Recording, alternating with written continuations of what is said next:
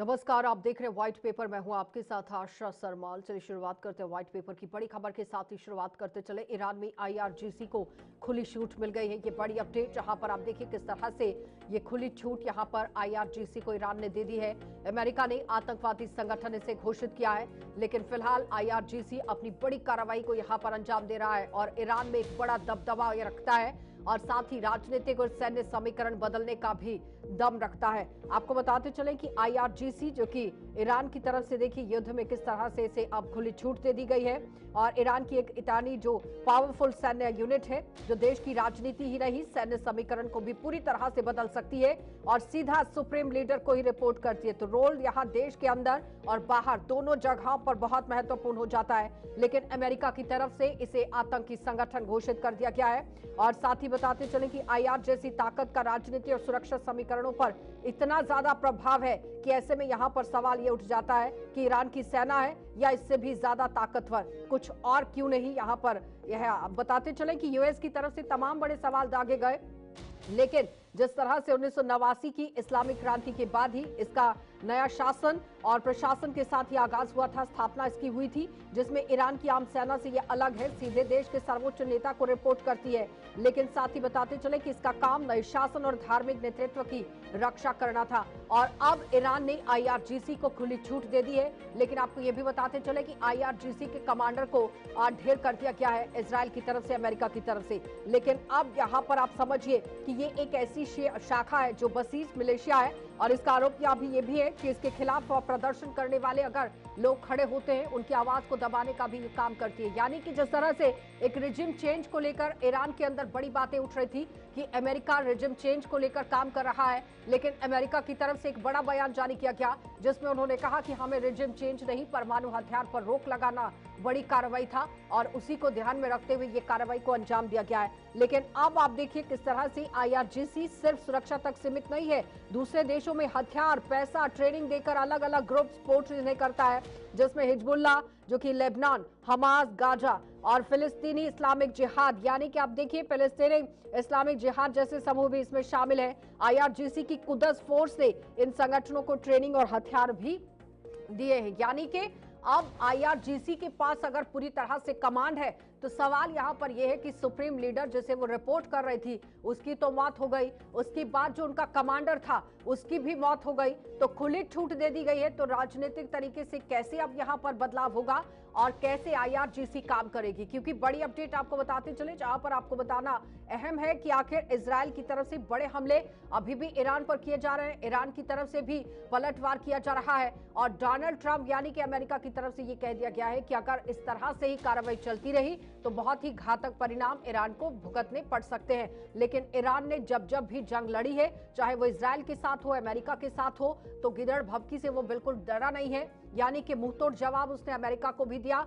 और इजराइल को भी दिया है, चाहे खामियाजा कितना भी ईरान को भुगतना पड़ा हो, लेकिन ईरान कभी पीछे नहीं हटा है और अब इतिहास गवाह है कि उसी तर्ज पर ईरान चल रहा है। लेकिन कब तक टिक पाएगा ये देखना होगा, क्योंकि आपको बताते चले कि हॉर्मुज की अगर बात करें तो वहां पर भी जिस तरह से तेल के टैंक लगाए गए थे, अब उसमें कितना खामियाजा भारत को भी भुगतना पड़ रहा है, इस पर भी नजर गड़ाना पड़ेगा, क्योंकि अभी भी ये जंग रुकने का नाम नहीं ले रही है और एक एक करके जिस तरह से अब आप देखिए परिस्थितियां बदलती ही चली जा रही हैं, तो समझना ये बहुत अहम रहेगा। क्योंकि जापान इसी रास्ते से, अगर हॉर्मुज के रास्ते की बात करें तो ये तेल जो मांगता है जापान, वो 13 लाख बैरल है जो रोज जापान में पहुंचता है, फिर 19 लाख बैरल है जो भारत में पहुंचता है। यानी कि 19 लाख बैरल तेल जो है वो भारत इसी हॉर्मुज के रास्ते से पहुंचता है। तो जिस तरह से जंग वहां हो रही है और पूरे रास्ते को बंद किया गया है, उसका खामियाजा सीधा सीधा भारत को भी भुगतना पड़ रहा है। और चीन की बात करें तो 50 लाख बैरल तेल यहाँ रोज चीन भी मांगता है, 6 लाख बैरल है जो आप देखिए अमेरिका इससे मांगता है। यानी कि इकोनॉमिकली अगर देखा जाए तो अलग अलग जो देश हैं उन्हें इसका खामियाजा भुगतना पड़ रहा है। चलिए पैनल की ओर बढ़ जाते हैं। मेजर जनरल आदित्य जानी हमारे साथ जुड़ गए हैं, रिटायर्ड रक्षा विशेषज्ञ हैं, बहुत बहुत स्वागत जुड़ने के लिए। डॉक्टर डीके गुप्ता हमारे साथ हैं, रिटायर्ड रक्षा विशेषज्ञ हैं, आपका भी स्वागत। विनोद शुक्ला हमारे साथ जुड़ गए हैं, विदेश मामलों के जानकार हैं, आपका भी स्वागत विनोद जी। और ब्रिगेडियर संजय खन्ना हमारे साथ जुड़ गए हैं, रिटायर्ड रक्षा विशेषज्ञ हैं, आपका भी बहुत बहुत स्वागत जुड़ने के लिए। तो मेजर आदित्य, मैं आप ही के पास आऊंगी। जिस तरह से बताया जा रहा है कि ईरान के अंदर तो आईआरजीसी को खुली छूट दे दी गई है, लेकिन अब आईआरजीसी की अगर हम बात करते हैं तो आतंकी संगठन इसे अमेरिका की तरफ से घोषित कर दिया गया है। तो अब कार्रवाई किस तरह से होगी, आतंकवाद को खत्म करने के लिए या फिर खामनाई के खात्मे के बाद जो पलटवार कर रहा है ईरान बदले की भावना से? Thank you, Asha ji, for inviting me on your show. Good evening to my co-panelists and to your viewers. देखिए, जो आपने सवाल पूछा कि आईआरजीसी को खुली छूट दे दी गई है ईरान में पलटवार करने की, तो आईआरजीसी तो उनका मेन स्तंभ है ईरान का। IRGC is the main power centre, power strength of Iran. IRGC की जो 1.5 लाख की फौज है वो इतनी हाईली मोटिवेटेड है, पॉलिटिकली मोटिवेटेड है, and they are sworn to the Khamenei family and to the Khamenei clan. इससे ज्यादा नेशनलिस्ट किस्म के फाइटर्स आपको नहीं मिलेंगे। तो देयरफॉर आईआरजीसी की कैपेबिलिटी के ऊपर कोई डाउट नहीं होना चाहिए। और अगर उनको खुली छूट दे दी गई है तो इसीलिए दे दी गई है क्योंकि ईरान के पास में बड़ी भारी नेवी नहीं है। जो कुछ नेवी थी आपने कल खबर में ऑलरेडी सुना होगा, 7-8 शिप्स उनकी सिंक कर दी गई हैं। उनके पास ज्यादा एयरफोर्स भी नहीं है, उनके पास बेसिकली मिसाइल स्ट्रेंथ है। तो जो इनकी 1.5 लाख की आईआरजीसी है, that is the main centre pillar of strength of Iran. इसके अलावा जो उनके प्रॉक्सीज हैं, हिजबुल्ला है, आपका हमास है, आपके होती हैं येमेन में, ये भी ईरान के तरफदार हैं और ये भी ईरान के दाएं और बाएं बाजू बनते हैं। अब रही बात के क्या कि वो खाली खामेनी को मारने के बाद में चुप करेंगे या कि सवाल ये पैदा होता है आशा जी कि अमेरिका का पॉलिटिकल एम क्या है। 3 दिन से हम इस लड़ाई के बारे में सोच रहे हैं, समझ रहे हैं, हम इसके ऊपर काफी एनालिसिस करते रहते हैं। We are not clear as to what is the political aim of America. Is the political aim regime change? अगर रिजीम चेंज है तो वो नहीं हो सकती। क्यों? क्योंकि एक तो खमेनी को मार दिया तो खमेनी के पूरी क्लैन है, उसका एक बेटा भी मार दिया तो उसका दूसरा बेटा है। और रिजीम चेंज इसलिए नहीं हो सकती because Iran is not Ukraine, Iran is not Venezuela, Iran is not Hamas, Iran is not Afghanistan.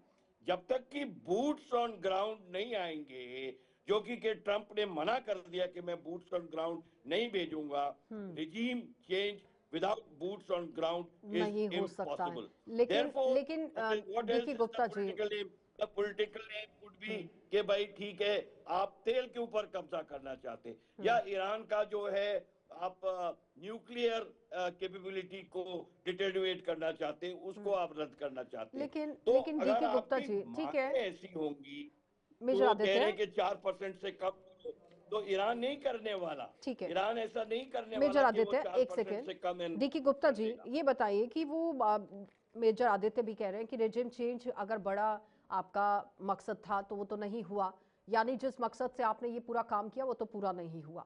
तो अब अमेरिका के पास विकल्प क्या बचता है? क्या परमाणु हथियार? क्योंकि अभी अभी खबर ये भी आई थी कि अमेरिका ने इसे बिल्कुल पीछे अपना बयान ले लिया है कि भाई हम तो रेजिम चेंज के पक्ष में नहीं थे, हम तो यहाँ परमाणु प्रोग्राम को लेकर बात कर रहे थे।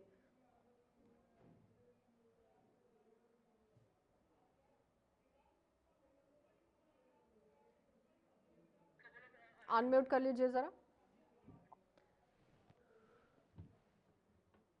जी जी, सभी लोग को वंदे मातरम। अगर हम लोग यहाँ पे अगर जरा सा डीपली एनालिसिस करें तो अमेरिका का यहाँ पे मिडिल ईस्ट में, देखिए मिडिल ईस्ट में उसको जो अदर जीसीसी के सदस्य हैं उसका एक दोस्ताना संबंध है और मिडिल ईस्ट को उससे वो मैनूवर करता है। और सेकेंड थिंग्स, एक ही स्टेट ऐसा है जैसे ईरान और उसके प्रॉक्सीज हैं जो कि न केवल मिडिल ईस्ट को, अपने जो भाई देश हैं उनको भी और भी पक्षों को प्रभावित करते हैं। अमेरिका और इजराइल के लिए तो उनका बेसलाइन है कि उनको खत्म करना है। तो अब अमेरिका का यहाँ से पिछले 40 सालों से प्रयास क्या रहा है? प्रयास ये रहा है कि मिडिल ईस्ट में अपने अब्राहम एकॉर्ड को लागू करना है। मतलब ये है कि मिडिल ईस्ट में किसी भी तरह से इजराइल जो कि वेस्टर्न फ्रंट का फेस है, जो क्रिश्चियनिटी का और ज्यूज का वहां पे एक इंटरफेस है, उनको स्ट्रांग करना है। अब यहाँ पे जैसे मैं कई बार सुन रहा हूं कि नहीं ऑयल के लिए, गैस के लिए, देखिए अमेरिका तो एक ऐसा देश है जो कि रिन्यूएबल एनर्जी को प्रमोट नहीं कर रहा है। जितने भी इन्वायरमेंटल अकॉर्ड थे, 62 अकॉर्ड से अपना नाम वापस ले लिया है, ताकि वो अपना फॉसिल गैस बेच सके, तेल बेच सके। और मतलब जहां पे इन्वायरमेंट पॉल्यूटेड होता है तो उस पास तेल की और गैस की कमी नहीं है। जब खासकर जब वेनेजुएला को टेक ओवर करने के बाद तो उस पास दुनिया का सारा भंडार। अब यहाँ पे बात स्ट्रेटेजिक एडवांटेज क्या है जो लेना चाहता है अमेरिका, जो मैं समझ पा रहा हूँ। स्ट्रेटेजिक एडवांटेज है कि जो हम लोग पिछले एक महीना से सुन रहे हैं कि न्यूक्लियर जो प्रोग्राम है वो अमेरिका के हिसाब से चले। मतलब अगर हम सिंपल भाषा में बोले तो अमेरिका के हिसाब से चले। दूसरा क्या है कि मिसाइल प्रोग्राम ऐसा ना हो जो कि वो इजराइल को, अमेरिका को हिट कर सके।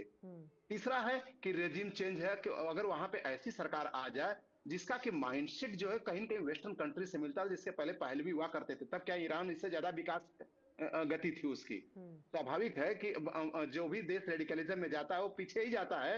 इसमें कोई कहने वाला, हम चाहे उसकी कितनी बुराई करें चाहे नहीं करें। आज इंडिया में हम क्यों रेडिकलिज्म को पनपने देते हैं? क्योंकि हम सारे कल्चर समाहित किए हुए तभी हम विकास कर रहे हैं। तो तीसरा चीज ये रहा। अब यहाँ पे देखिए क्या हो रहा है कि क्या जरूरी है कि हम वार जीतें तभी हमारे strategic point of view, strategic हमारे गोल अचीव हो पाएंगे? नहीं। अगर हम यहाँ पे आप स्ट्राइक देखिए कैसी हो रही है। पहली स्ट्राइक में इंटेलिजेंस का चीफ मारा जाता है, आर्म फोर्सेज का चीफ मारा जाता है, आईआरजीसी का, आईआरसीजी का जो है चीफ मारा जाता है, प्रेसिडेंट खोमैनी मारे जाते हैं, प्रेसिडेंट के बंगले पर अटैक होता है, बच जाते हैं। कल का जो स्टेटमेंट है कि अब्बासी जी जो फॉरेन मिनिस्टर बोलते हैं कि हम लोग यूनाइटेड नेशंस में गए बातचीत के लिए। ओमान आज फॉरेन मिनिस्ट्री ने किया है कि ईरान किसी भी तरह से कोई भी बात करने के लिए, टेंशन को डिस्कलेट करने के लिए तैयार है। तो हम मिसाइलों की गति ना देखें, मूवमेंट को देखें क्या हो रहा है। मूवमेंट हो रहा है कि अगासी बोल रहे हैं कि ऐसा हो। कल ट्रंप ने बोला कि हम सहमत हैं, लेकिन आज की जो मैं गार्जियन की लाइन पढ़ रहा था उसमें बोल रहा था कि ऑफिसर्स जो है नहीं चाहते कि ईरान बात करे क्योंकि उनके कमांडर मारे गए हैं। और यही बात कल अब्बासी ने बोला था कि अलग थलग पड़ गई है आरजीसी, क्योंकि वो जो है सरकार की बात नहीं मान रही है। ठीक है, अब वो नहीं मान रही तो उसको फुल ब्रिगेडियर चार्ज खन्ना, देना पड़ेगा। वो कह रहे हैं तो कि एक जो बात सेना के, जरा सा एक बात है, हाँ बोलिए, खत्म कीजिए जल्दी से। एक मिनट जरा सा। हाँ, तो यहाँ पे जो चीज है कि स्ट्रेटेजिक अटैक करके पूरे मिसाइल सिस्टम का जो मैन्युफैक्चरिंग है, जो मार रहे हैं उसको नहीं है, जो मैन्युफैक्चरिंग सिस्टम उसको डिस्ट्रॉय करो, एक पर्पस सॉल्व हो गया। और यूरेनियम इनरिचमेंट का अपने हाथ में ले लो या उसको तबाह कर दो, सेकंड स्ट्रेटेजिक अचीवमेंट हो गया। तीसरा है कि एनर्जी की जो चीज है, अगर हमारी रेजिम चेंज होती है, हमारी सेटअप गवर्नमेंट बनती है, तीनों चारों जो हमारे टारगेट सेट हो जाएंगे। इसी को युद्ध जीतना बोलते हैं आज की डेट में। कोई आजकल जाके किसी देश को कब्जा नहीं करता है जी। ठीक है, ब्रिगेडियर खन्ना, वो कह रहे हैं कि एक स्ट्रैटेजी जो है वो नहीं समझ में आ रही है, क्योंकि पहले ये कहा गया कि हमें बातचीत करनी है, ईरान की तरफ से पेशकश की गई, डोनाल्ड ट्रंप की तरफ से, अमेरिका की तरफ से कहा गया कि ठीक है हम तैयार हैं, बातचीत होगी, लेकिन फिर कहा गया कि भाई हमारे तो जवान ही रेडी नहीं है क्योंकि कमांडर्स मारे गए हैं। तो चल क्या रहा है, परिस्थितियां समझ में नहीं आ रही है। आशा जी, ये इस सिचुएशन को जो है मैं कहूंगा कि जानबूझ करके कॉम्प्लिकेटेड बनाया गया है, और उसकी वजह सिर्फ एक ही मुझे दिखाई देती है। एक तो अल खमैनी की जिद कि वो अपना जो भी उनका न्यूक्लियर प्रोग्राम था, ठीक है, for peaceful purposes perfectly fine, but अगर आप अपना उसको इनरिच करके न्यूक्लियर वेपन सिस्टम में यूज करने चाह रहे थे तो वो तो कोई भी नहीं होने देगा, क्योंकि जिस तरह से ईरान की सोच है, मिडिल ईस्ट शिया देश है, बाकी सब सुन्नी है, इजराइल को वो खत्म करना चाहते हैं, बोलते हैं कि अमेरिका को भी खत्म करेंगे, तो ये चीजें। दूसरा है ट्रंप साहब, वो भी जिद पे अड़े हुए थे कि मैं जो हूं इनका न्यूक्लियर साइट को तबाह करके ही दम लूंगा। तो दो चीजें तो यहाँ पे। अब बार बार जो बयान जो है अमेरिकन प्रेसिडेंट बार बार ये दे रहे हैं कि जी हम तो नहीं चाहते थे कि रजीम चेंज हो, जबकि उनके खुद बयान है कि हम रजीम चेंज चाहते हैं और करेंगे, और अपनी मंशा का जो भी लीडर है हम उसको वहां पे बैठाएंगे। गलती कहाँ हो गई है? गलती ये हो गई कि अल खमैनी मारे गए, और वो मारे गए किसमें? एयर स्ट्राइक्स में, जो कि इजराइल और अमेरिका ने किया। स्टेटमेंट ये भी आई है थ्रू रेडियो जो उनका स्टेट मीडिया है ईरान का, उसमें बोला है कि अल खमेनी के जो सबसे बड़े बेटे हैं उनको अब तक पोस्ट किया जाएगा जी। और वो वहां पे रहेंगे। हाँ। अभी अभी अभी जैसे आई थिंक जनरल जानी साहब भी बता रहे थे कि ईरान एक बहुत ही बड़ा नेशनलिस्टिक देश है, मतलब उसके अंदर अपने देश के लिए मर मिटने का जुनून है और इसीलिए वो ये जंग जंग में घुसे हैं। स्टार्टिंग से उनको पता था कि it is a losing battle, there is no doubt about it. वो अमेरिकन माइट के साथ साथ इसराइल भी है और भी देश शामिल हैं, नहीं, वो उसमें स्टैंड तो नहीं कर रहा है, उसमें तो पर उसी क्योंकि वक्त वो समझ आ गया नेशनलिस्टिक था ना, फीलिंग है जब ये कहा गया कि तो भाई इस वजह हमें से आजादी से रहना है, हमें गुलामी नहीं चाहिए, इसलिए हम आखिरी दम तक लड़ेंगे। जी। तो बोलने का मुद्दा बेसिकली यही है कि आज की डेट में आईआरजीसी को खत्म करना बिल्कुल ही मुश्किल होगा, पर करना है। अगर अमेरिका वहां पे बूट्स ऑन नहीं डालना चाहता है, और बूट्स ऑन ग्राउंड को इसलिए नहीं डालना चाहते क्योंकि अगर वहां पे उनकी कैजुअलिटीज होती हैं, अमेरिकन पब्लिक बॉडी बैग्स में अपने जो सोल्जर्स हैं उनको नहीं देखना चाहती है, तो वो स्टैंड ऑफ इसराइल को एज अ प्रॉक्सी इस्तेमाल कर रहा है। ठीक है। अमेरिका डायरेक्टली नहीं इसमें घुस रहा है। अगर आप देखेंगे बाद में हुआ है, वो हमेशा अब्राहम अकॉर्ड के हिसाब से जो है उनकी सोच यही रही है कि इतना इजराइल को मजबूत कर दिया जाए मिडिल ईस्ट में कि अमेरिका इजराइल के थ्रू जो है वहां पे हर चीज को ठीक कंट्रोल है। करे। अब ऑयल की विनोद बात शुक्ला अभी जी। गुप्ता साहब बता रहे थे कि हाँ। It is not important, I don't agree with him, oil is very very very important important. हाँ। बिकॉज दुनिया का 20% ऑयल स्ट्रेट ऑफ हॉर्मुज से जाता है। ज्यादा है। और कल को अगर अमेरिका अपने हिसाब से किसी लीडर को वहां बैठा देता है तो उसके लिए ये बहुत ही फायदेमंद साबित होगा। ठीक है। जी आशा। अब विनोद जी, अब सवाल यहाँ पर ये आ जाता है कि हॉर्मुज़ का जो रास्ता बंद हुआ, दूसरा जो अमेरिका चाहता है, अमेरिका तो पहले से ही चाहता था कि तख्ता पलट हो जाए, रिजिम चेंज हो जाए, लेकिन वैसा कुछ हुआ नहीं। तो अब परिस्थितियां अलग हो गई हैं। अब सेंटिमेंट्स भी ईरान के लोगों की यहाँ खामनेई की बेटे के साथ हो गए हैं, लेकिन दूसरी तरफ इजराइल, अमेरिका और अलग अलग जो देश हैं जिनको खामियाजा आने वाले समय में भुगतना पड़ सकता है, अब परिस्थितियां क्या होंगी? देखिए आशा जी, यहाँ बहुत वेटरन लोग बैठे हुए हैं। मैं थोड़ा सा डिसएग्रीमेंट के साथ कुछ बातें कहना चाहूँगा। पहली बात आप जो कह रही हैं कि जो 20% ऑयल जो है वो स्ट्रेट ऑफ हॉर्मुज से जाता है, उससे निश्चित तौर पर ग्लोबल इकोनॉमी पर बड़ा फर्क पड़ेगा और इसीलिए सारे देश में सारे विश्व में छटपटाहट है कि ये मामला रुकना चाहिए। भारत के लिए भी मुश्किल है। भारत का बहुत बड़ा, आपने वो सारा डिटेल दे दिया, मैं उसको रिपीट नहीं करना चाह रहा हूँ कि किसको कितना वहां से ऑयल आता है और उसके लिए कम से कम भारत जिसका जो जो बहुत तेजी से ग्रो कर रहा है उसकी इकोनॉमी पर फर्क पड़ेगा अगर इसको दुरुस्त नहीं किया गया, अगर हमको दूसरे सोर्सेस से नहीं ऑयल मिला या हम नहीं कर पाए तो, हालांकि वो होगा। अब दूसरी जो महत्वपूर्ण बात है कि वहां पर रिजीम चेंज को लेकर के और उसमें स्टेटमेंट की बदलाव हो रही है। आप ये निश्चित मान के चलिए, हमको दो चीजों को मिक्स नहीं करना चाहिए। एक इंटरेस्ट ऑफ इजराइल, दूसरा इंटरेस्ट ऑफ अमेरिका। इजराइल का इंटरेस्ट है, उसको अपना एग्जिस्टेंशियल क्राइसिस होगी अगर इनके पास मिसाइल होंगे और न्यूक्लियर वेपन्स होंगे। दूसरा, इसको हमको अमेरिका के साथ मिक्स नहीं करना चाहिए। अलग बात है कि दोनों साथ मिलकर के लड़ रहे हैं, मैं इजराइल को प्रॉक्सी नहीं मानता हूं, उनका अपना एक अलग स्टैंड वो है और हर आदमी एक दूसरे अपने इंटरेस्ट जो सर्व करे उनके साथ मिल करके काम करता है। भारत भी वो करता है, तो हम ऐसा नहीं कह सकते कि भारत का प्रॉक्सी के तौर पर काम कर रहा है टेररिस्ट को हिट करने के लिए। तो अब अमेरिका पर आते हैं। अमेरिका का जो मसला है, जरूरी नहीं है कि वो वहां पर अपने सैनिकों को भेज करके रिजीम चेंज कराए। अब ये बताइए, ये जो 1.5 लाख आईआरजीसी के गार्ड हैं, इनको खुली छूट दे दी तो करेंगे क्या? आपस में कुश्ती लड़ेंगे? ना इजराइल का बॉर्डर पहुंच सकते हैं, न जा सकते हैं। आपको अगर इजराइल को हिट करना है, अमेरिकन बेसेस को हिट करना है, तो आपके पास मिसाइल चाहिए और आपके मिसाइल धीरे धीरे एग्जॉस्ट हो रहे हैं। आपकी जो फैसिलिटीज है उनको अमेरिका हिट कर रहा है। आपकी लीडरशिप, डिसीजन लेने वाले मार दिए गए हैं सारे। आप उठा कर देख लीजिए, खुमैनी से लेकर के विदेश मंत्री, डिफेंस, सारे को मार दिया गया है। आपका कोई नेतृत्व वहां करने वाला नहीं है। बहुत तरीके से इंटरनल प्रोटेस्ट भी होने शुरू हो गए हैं, लोग सेलिब्रेट कर रहे हैं जो उनका टॉप लीडरशिप सुप्रीमो था उसके खamenei के मरने को।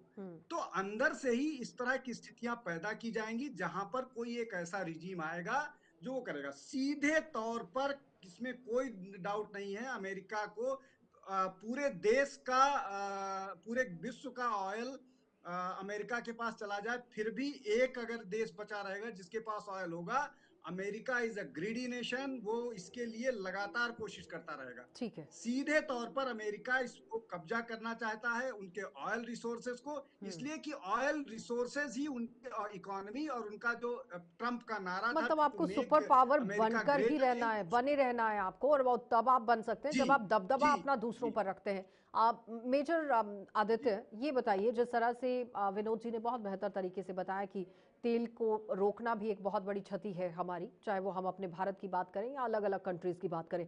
लेकिन अब सवाल यहाँ पर ये आ जाता है कि भाई अब अमेरिका की तो सिर्फ एक ही मानसिकता है कि कब्जा करना है ईरान पर, ये पॉसिबल है? आशा जी देखिए, हमको इसको एक लार्जर कॉन्टेक्स्ट में देखना पड़ेगा। ऑलरेडी अमेरिका का मिडिल ईस्ट में काफी दबदबा है।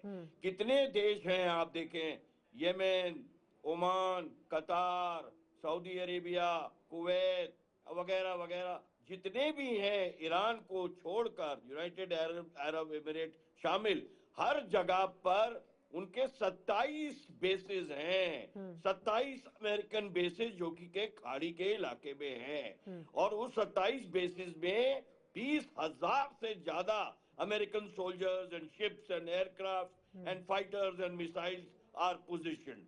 The only place where America is not having a hold is Iran.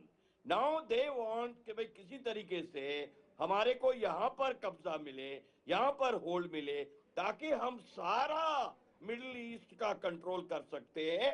और जब सारा मिडिल ईस्ट का कंट्रोल करेंगे तो मिडिल ईस्ट का तेल भी उनके काबू में आएगा।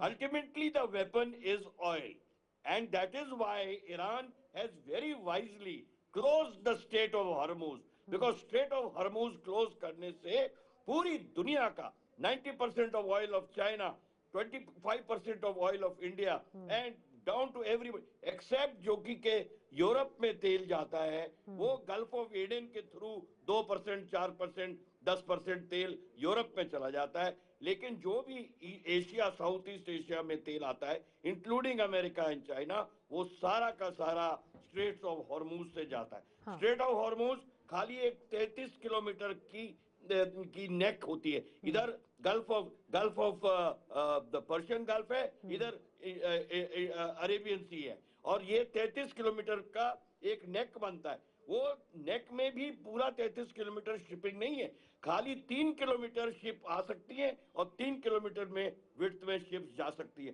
So this narrow passage is strategically very very critical. तो मतलब नॉट ओनली टू अगर उसे बंद किया गया है तो सीधा सीधा हर एक देश को ये खामियाजा देने की बात है कि नहीं? को चोक कर देंगे। हाँ। ईरान का, अब मैं एक आधा मिनट और लूंगा।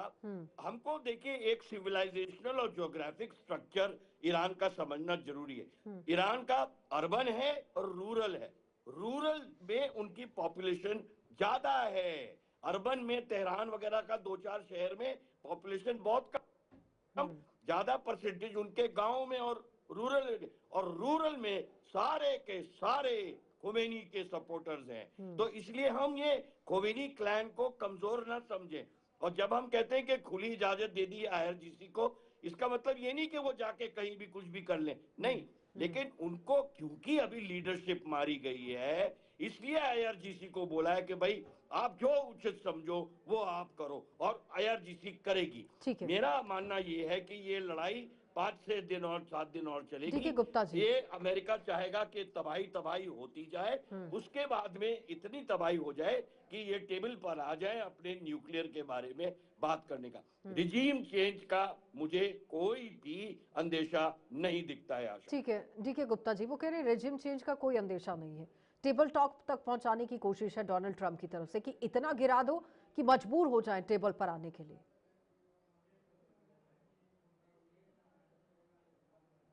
अनम्यूट कीजिए।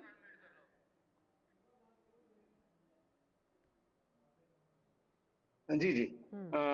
डिबेट जरा ब्यूटी उसकी यही है कि एग्रीमेंट डिसएग्रीमेंट की बात है। जहां तक मैं समझ पा रहा हूँ, ऑयल जो है, ऑयल एक रिसोर्स है ईरान का, और उसकी वजह से उसकी इकोनॉमी चलती है। लेकिन अमेरिका का मैं बताना चाह रहा हूँ, जो मेरी समझ है, कि अमेरिका का इंटेंट केवल ऑयल नहीं है।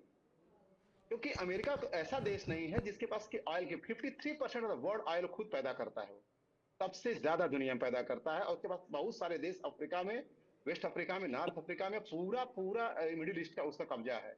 और उसके बाद केवल एक ईरान बचा हुआ है, और ईरान बहुत ज्यादा तेल पैदा नहीं करता है। ये भी देख लीजिए, अगर ईरान का ही हम परसेंटेज देखें तो, पूरा मिडिल ईस्ट का ही देखें तो ठीक है। अगर वो जीत लेगा, अगर उसको आप कब्जा करने का, स्वाभाविक है उसका ऑयल का उस पर कब्जा होगा ही तो होगा। वजह क्या मान लेकिन रहे हैं DK oil is Gupta ji not the फिर? ओनली। नहीं, सुने ना, फिर मैं वजह वही क्या मान रहे हैं? क्योंकि अब मेजर आदित्य कह रहे हैं कि मैं तो जो बोलना चाहता हूं कि वो टेबल पर लाना चाहते हैं, घुटने पर आ जाए ईरान की बातचीत हो परमाणु हथियार को लेकर। आप कह रहे हैं कि नहीं, मैं रेजिम को लेकर नहीं कहना चाहता हूं, तेल को लेकर नहीं कहना चाहता हूं। तो फिर किस स्ट्रैटेजी पर अमेरिका लड़ रहा है? आपकी नहीं क्या उसमें है? नहीं, रेजिम चेंज तो वेरी फर्स्ट डे ही उन्होंने एक कर सेकेंड आ रही दिया हूं है। मैं, भले उनके मेजर बेटे बने, आदित्य। उनके बाद बने। वर्टिकल वर्टिकल्स में हम्म जो सबसे मेन था उसको मार दिया। वर्टिकल्स में जो सबसे मेन था उसको मार दिया। और हम इतना जल्दी 2 दिन के अंदर हम नहीं समझ पाएंगे कि पॉलिटिकल रिफ्ट नहीं, होते हैं। खामनेई को मारने हिंदी के में बाद कहावत है कि अमेरिका सूर कह नर रहा है कि मुनि भाई सबकी हम अभी। रेजिम चेंज नहीं चाहते थे, हम परमाणु हथियार को लेकर बात करना चाहते थे। विनोद जी, अमेरिका विनोद जी, अमेरिका कभी विनोद जी, नहीं, ये जो अमेरिका कभी ये नहीं बयानबाजी कह रहा है, था कि हम युद्ध लड़ेंगे। ये जो बयानबाजी है, क्योंकि डोनाल्ड ट्रंप यू टर्न लेने के लिए बहुत जाने जाते हैं। कभी वो कहते हैं कि नहीं मैंने सीज फायर कराया, फिर वो कहते हैं नहीं मेरी वजह से हुआ है, ये नहीं मैंने समझना जरूरी कोशिश है। की थी, मैंने टेबल पर लाने की बात कही थी। सेम वैसा ही एक बार फिर से स्टेटमेंट्स जो है वो डोनाल्ड ट्रंप की तरफ से इस बार भी दी जा रही। तो समझ में नहीं आ रहा है कि डोनाल्ड ट्रंप चाहते क्या है। देखिए आ रही हूं मैं, आशा ब्रिगेडियर जी, खन्ना। मैं ध्यान इसका कीजिए। अच्छा ठीक है, एक सेकेंड विनोद जी, ये एक सेकेंड। ब्रिगेडियर खन्ना कह रहे हैं कि मैं इस पर जवाब देना चाहता हूं, बोलिए ब्रिगेडियर खन्ना। देखिए आशा जी, ट्रम्प, जैसे मैंने प्रोग्राम के शुरू में कहा हम्म कि ये पहले से ही बोल रहे थे कि रेजिम चेंज होनी है, रेजिम चेंज होनी है। हम अपना जो भी हमारे मतलब का है और हमारा कहना मानेगा उसको वहां पे हमने तक पोष करना है। हम्म गलती। और ट्रम्प साहब बार बार ईरान की पॉपुलेशन को वो बोल रहे थे कि भाई आप ग्राउंड पे आइए, आप रोड पे नारेबाजी करिए। हम्म और हम्म। इस तरह की हाँ। सिचुएशन आप जैसे जेन जी कर रही है, 2-3 देशों में उन्होंने किया है, हम्म उस तरह से करके आप श्योर करें कि अल खमैनी जो है अपनी कुर्सी छोड़ के भाग जाए। हम्म अगर ऐसा होता तब शायद अमेरिका अपनी मर्जी का वहां पे जो लीडर है वहां ला सकते थे। हम्म पर क्योंकि अल खमैनी मारे गए हैं, अब पूरा का पूरा ईरान देश एकजुट हो गया है। जो पसंद करते हैं उनको और जो नहीं पसंद करते थे अल खमैनी को, अब वो सब एक साथ आ गए हैं। अब अमेरिका की बिल्कुल भी चलने वाली नहीं है, वो किसी को भी कोशिश कर लें। हम्म जब तक उनका बेटा वहां पे रहेगा, अल खमैनी का आयतोला, एज आयतोला, तब तक मतलब ये वहां पे कुछ कर ही नहीं सकते ठीक जी। है। विनोद जी, वो कह रहे हैं कि जब तक उनका बेटा है तब तक कुछ नहीं हो सकता, कोई रेजिम चेंज नहीं हो सकता। अब तो सारी जो सेंटिमेंट्स है, सहानुभूति है, उनके साथ चली गई, चाहे वो अर्बन हो चाहे वो रूरल हो।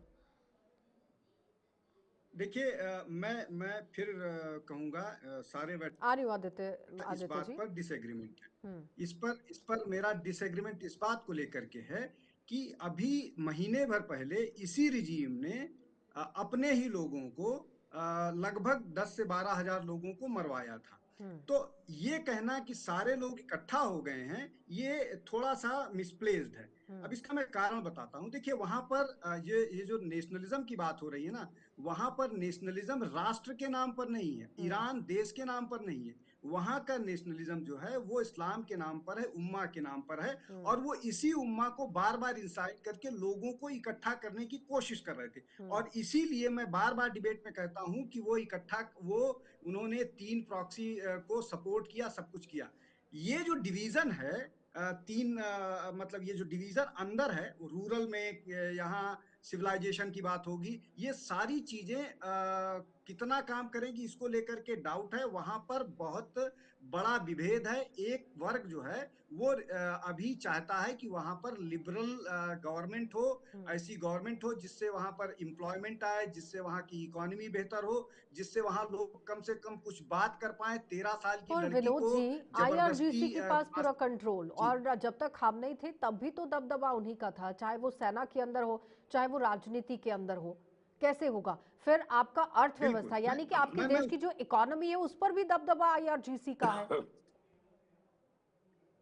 आशा जी जरा मैं क्षमा वही चाहता हूँ, कह रहा मुझे जरा हूँ, सा मैं वही दूसरे कह चैनल आ रहा रही बैठना हूँ, हूँ है एक कि ये तो जो सेकेंड। आईआर विनोद जी बोलिए जल्दी ये से। जो आईआरजीसी का आईआर मैं बोलूं हाँ हाँ या बोलिए। आप कोई और बोल रहे हैं? नहीं, बोलिए आप। अच्छा, ये जो नहीं नहीं नहीं ये आशा जी जो जरा सा मैं ठीक है क्षमा जी, आईआरजीसी मैं का चाहता आप ही हूँ, के मुझे पास जरा आ सा रही हूँ दूसरे चैनल वापस। बैठना है। आदित्य जी ने भी 2 बार हाथ उठाया है, नहीं मैं आप ही नहीं के पास आ रही हूँ। नहीं जल्दी से खत्म कीजिए नहीं विनोद जी। आशा जी मुझे जरा जी दूसरे चैनल बैठना है। जी जी 9 o'clock दूसरे चैनल बैठना है, इसलिए जरा सा मैं समझ। अच्छा ठीक है, बोल दीजिए फिर, पहले बोल दीजिए। बोल लेंगे जी। नहीं नहीं नहीं मुझे एक्चुअली किसी और चैनल पे बैठना था 9 o'clock से, इसलिए मैं जरा क्षमा चाहता हूँ। ठीक है, बहुत बहुत धन्यवाद। विनोद जी ओके कंटिन्यू कीजिए ठीक। प्लीज। जी हम्म जी जी जी ये जो आईआरजीसी का मामला है, हम्म आईआरजीसी किस तरह से लड़ सकती है अगर हम्म उसके पास रिसोर्सेज ही नहीं है, अगर हम्म उसके पास धीरे धीरे रिसोर्स खत्म हो रहे हैं, तो क्या, मैं वही कह रहा हूं कि वो क्या कुश्ती लड़ेंगे हम्म और वो किस तरह से लड़ेंगे।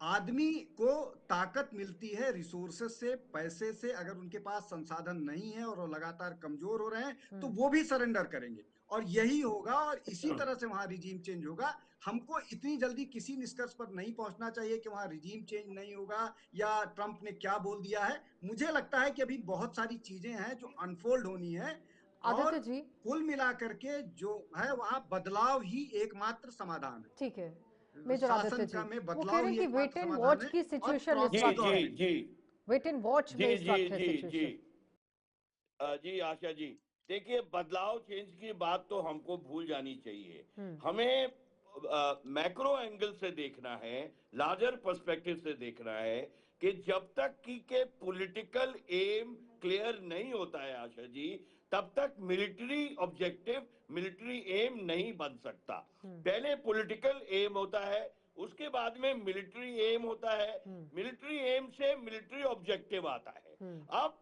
ट्रंप की रही बात, वो कल तक तो यही बोल रहे थे, जैसे कि के ब्रिगेडियर साहब ने बोला, विनोद जी भी कहे थे कि हम रिजीम चेंज चाहते हैं, रिजीम चेंज चाहते हैं। वहां के लोगों को भड़का रहे थे, the support is very close to you and we are very near you जी and you carry on fighting and soon the victory will be yours and regime will be yours, it is yours for the taking. ये ऐसे ऐसे statement कर रहे थे। लेकिन Trump के किसी भी स्टेटमेंट का कोई भी दुनिया में अब भरोसा नहीं रह गया ठीक है। है, लेकिन आज देखना वो कुछ बहुत अहम बोलेंगे, होगा सुबह कुछ मेजर बोलेंगे, आदित्य, शाम को कि कुछ आखिर बोलेंगे। आने वाली परिस्थितियां दूसरी क्या बात बनती है ये ईरान है, के अंदर। बहुत जो बहुत दो धन्यवाद बात जुड़ने के विनोद लिए। जी ने डीके जी बताई। आपका भी, विनोद जी आपका भी धन्यवाद, और ब्रिगेडियर संजय खन्ना आपका भी बहुत बहुत धन्यवाद जुड़ने के लिए। तो फिलहाल ईरान के अंदर जो परिस्थितियां इस वक्त बनी हुई है, सब कह रहे हैं कि वेट एंड वॉच की सिचुएशन है, कुछ नहीं कहा जा सकता है, क्योंकि अमेरिका चाहता है कि तेल भंडारण पर हमारा कब्जा हो, परमाणु पर हमारी चले, बैलिस्टिक मिसाइल पर हमारा कंट्रोल हो और रिजिम चेंज भी हो। लेकिन दूसरी तरफ ईरान यहां आईआरजीसी को फुल कंट्रोल दे चुका है, पूरी छूट दे चुका है।